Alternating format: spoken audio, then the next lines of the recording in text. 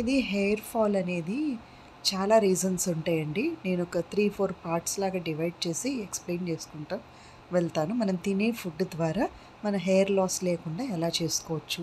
And common problems dandruff ఎలా prevent చేసుకోవచ్చు?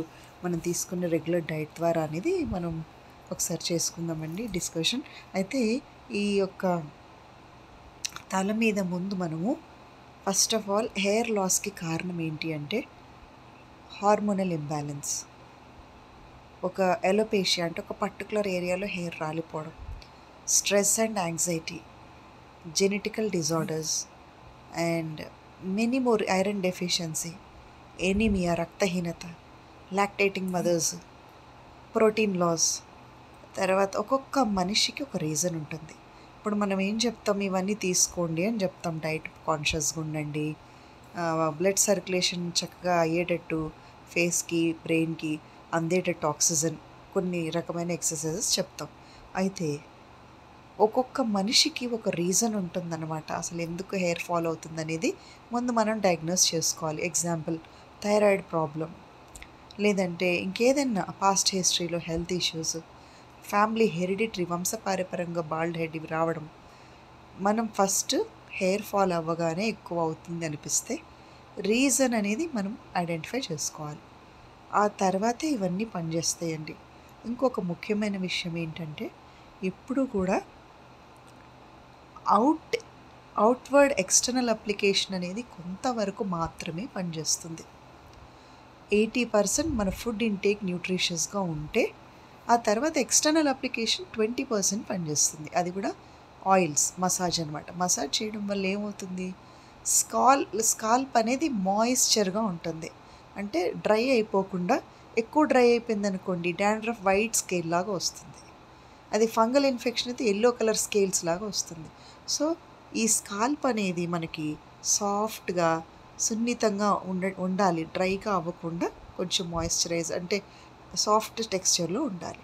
దానికోసం ఈ రకరకాల ఆయిల్స్, మనం ఆల్మండ్ ఆయిల్ కానీ, ఈ ఆముదం కానీ, తర్వాత ఈ బ్రహ్మి ఆయిల్, ఇవేవి తీసుకున్న కొబ్బరి నూనె వేడి చేసి మనం తలకి పెట్టుకొని మసాజ్ చేసుకోవడం వల్ల ఏమవుతుందంటే బ్లడ్ సర్క్యులేషన్ బాగా జరిగి హెయిర్ ఫాలిక్యూల్స్ మంచిగా అక్కడ బ్లడ్ అనేది బాగా చక్కగా పాస్ అయ్యి హెయిర్ మంచిగా గ్రో అవుతుంది.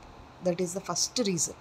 తర్వాత దానికి ఈ యొక్క హెయిర్కి డ్రైనెస్ రాకుండా మనం బిఫోర్ బాత్, హెడ్ బాత్ కనుక ఒక అరగంట సేపు మసాజ్ చేసి ఆయిల్ పెట్టుకుంటే ఈ హెయిర్ అనేది రఫ్గా లేకుండా న్యాచురల్ కండిషనర్ లాగా పనిచేస్తుంది.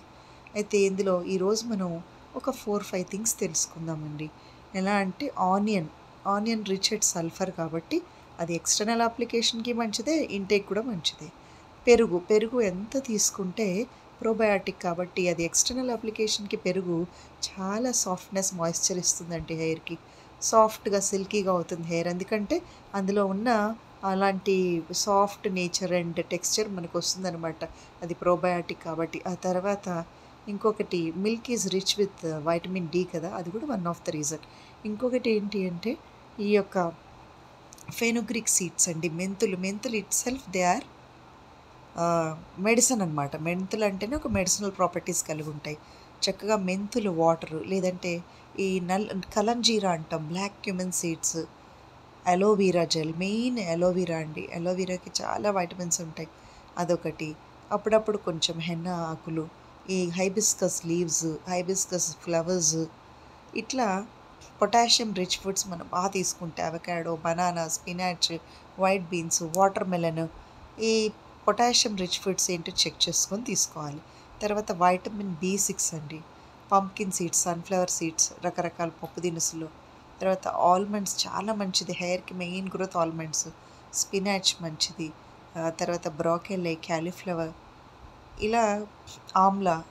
తర్వాత ఐరన్ డెఫిషియన్సీ లేకుండా చక్కటి కూరగాయలు, ఆకుకూరలు ఇవన్నీ తీసుకోవాలి. పపాయ, తర్వాత బ్రోకెల్లీ, పంకిన్ సీడ్స్, బ్రాజిల్ నట్స్. ఇంకో ఏంటంటే ఒకటి, మనము మన ఎఫర్డబుల్ ప్రైస్ నుంచి స్టార్ట్ చేసుకుంటూ వెళ్ళిపోవాలండి.